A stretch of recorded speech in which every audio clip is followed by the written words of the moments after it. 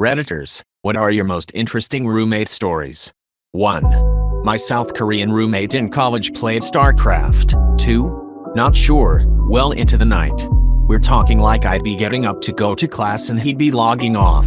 It cured my insomnia. Listening to a game in a language I didn't understand was very soothing, apparently, and I went from taking 3-4 hours a night to fall asleep, if I would at all, to falling asleep within 30 seconds of laying my head down.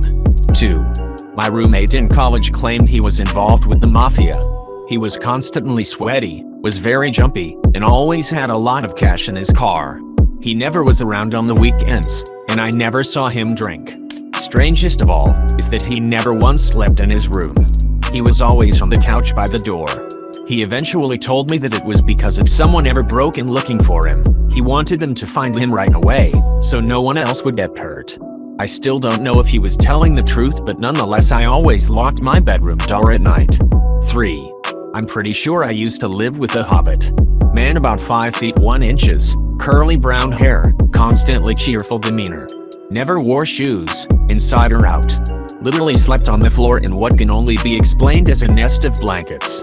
Started a garden and encouraged me to eat his tomatoes all the time. We'd bring home samosas and other goodies, always giving me half just because. He and his wife had a dream of living off the grid in a tiny home and a truck. I hope he's doing well. 4. I used to cook dinner and always made enough to offer to our roommate. He paid his bills and rent always, but sometimes he didn't have enough for food, so I would cook and say, "Hey man, wanna have dinner with us?"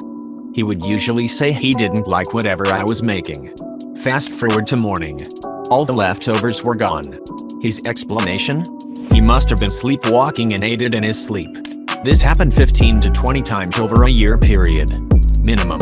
He would make these big song and dances about how what I was making was gross, so I would put up enough leftovers for two, my boyfriend and I, then go to bed. What was to be lunches for work gone and often dirty utensils in the sink. Fast forward another 5 years and he called me at 3 a.m. after not talking to me or my partner for 3 years, and told me my now husband, aforementioned BF, was doing crack in front of our 4-year-old. I called my husband, who was asleep. Neither of us had talked to him in years. What was this? Fast forward another 5 years. He's on death row for killing his roommate. His defense? He did it sleepwalking. Didn't see that ending coming. 5. I had a roommate for several years who was a decent guy, quiet, clean up after himself, respectful. The poor guy's life was terrible. He dropped out of high school at age 17. Then he started selling weed, which he was arrested for by an undercover cop. Being uneducated, he ended up with a felony on his record, permanently. Throw on top of that, having a child and things not working out with his baby mama, so he owed child support. This guy was working as a dishwasher at restaurants for $10 an hour, probably less. This was from 2010 to 2015 when we were roommates. He had no car, and the closest bus route to where we lived was a mile walk, uphill, from our apartment. He did this every day. One day I was talking to my dad, who loves to ride bicycles and has many, if one could be offered to my friend.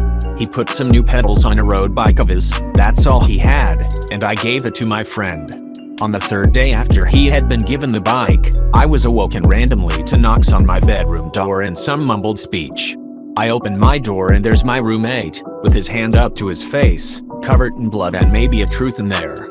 He had placed his bag of clothes on the handlebar, and the drag from the front tire pulled the bag in and caused him to faceplant on concrete. I remember taking him to the hospital, and he asked me to look at his mouth. Good God. This has a happy ending, or something like it. After this injury, he had enough with walking to the bus, so he got a second job, and began saving up to buy a car. For the first few weeks though, this guy was walking to the bus, and then working a 16+ hour day. There was a gap between jobs, where he couldn't rest much, so was probably getting 4 hours of sleep a night. He was saving funds, and due to his child support, he could only eat banquet $1 frozen dinners. All day. That's all he had was one of those. He eventually got a car and his quality of life got marginally better before he parted ways. He ended up moving in with family and closer to bus lines. Maybe not the most extraordinarily interesting story ever, but nonetheless, what that guy went through, I can't imagine. He used to tell me when he was walking home at night, He often contemplated stepping into oncoming traffic. Thankfully, he never did. After we both left the apartment and went our separate ways, we kept in touch.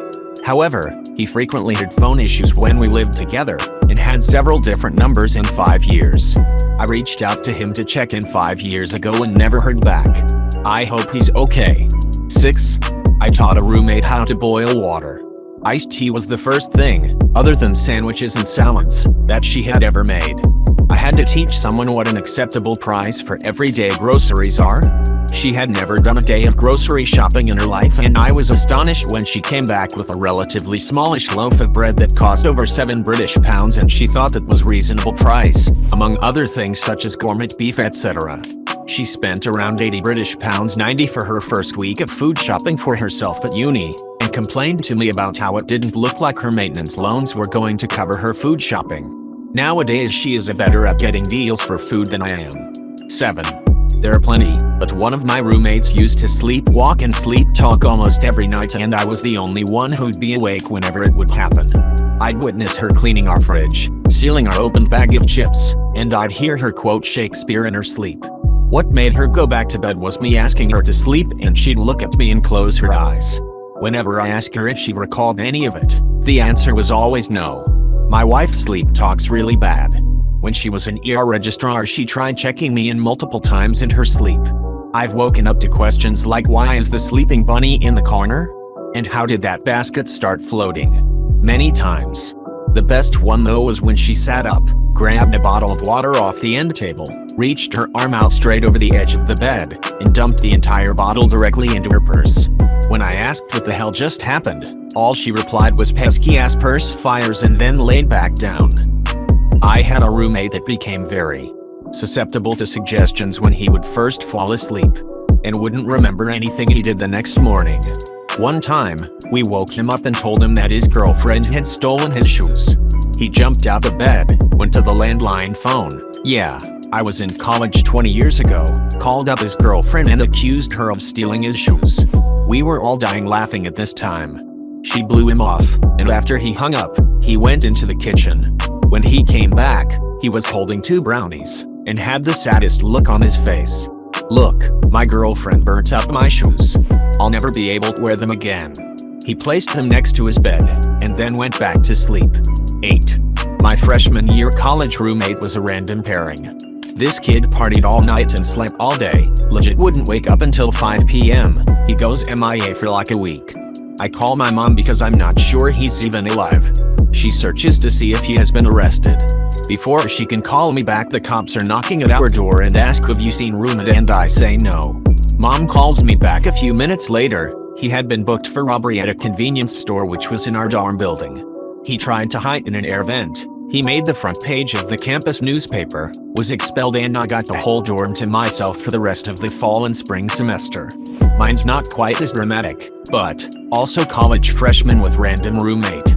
She was hardly around, usually out partying and staying in friends' rooms. One Monday morning, I think around Halloween, she left a police report lying on the middle of the floor that detailed her underage drunk and disorderly arrest.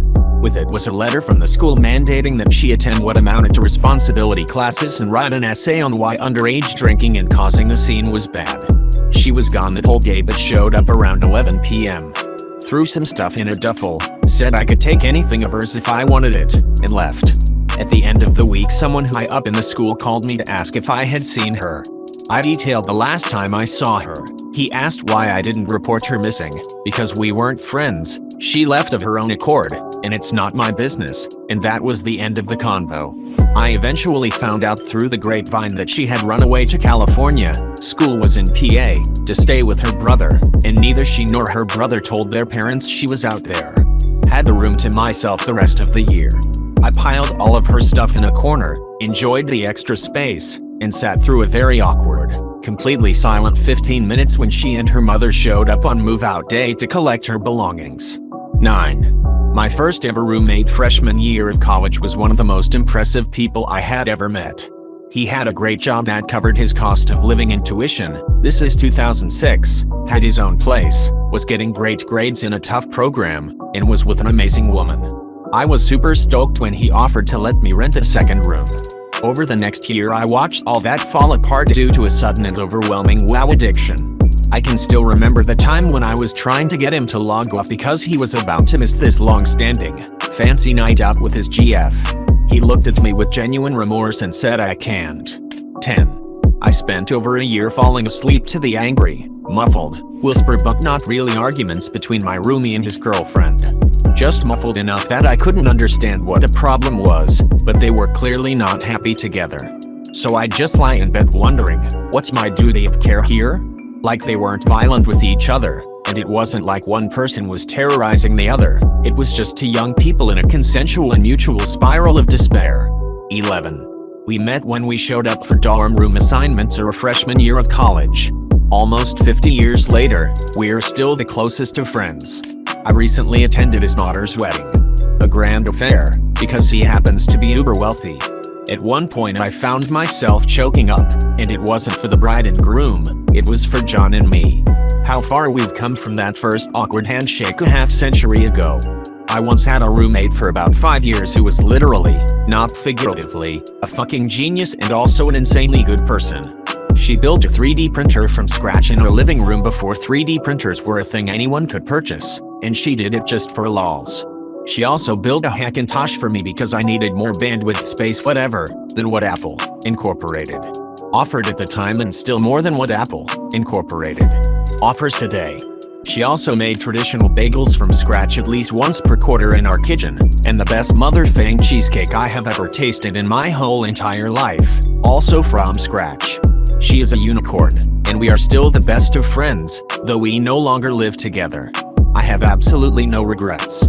If people still exchanged friendship bracelets or rings, the gems I would put on yours could be captured photogenically via satellites from deep space. This Earth, universe, etc. doesn't deserve her. Not sure what dimension does, honestly. I am just proud to call her friend. What do I bring to our friendship? Not enough. That's for sure. First and foremost, upon our first meeting, I was honest and kind. It is amazing how often people discount and write off people because they don't fit an archetype. My dearest friend, the genius who is also an amazing baker, is one of the kindest people I have ever met. We are both word game nuts and I kick her ass in word games quite often. I have also helped her via my areas of expertise and we make each other laugh uproariously. We've been friends for about 15 years. Friends are the family you make for yourself, so choose wisely and with an open heart. Assume nothing about the people you meet. Instead, be patient and kind and you will eventually learn everything that truly matters about a person and also yourself. I think being kind is the easiest thing I have ever done, even when it is the last thing I wanted to do in a moment.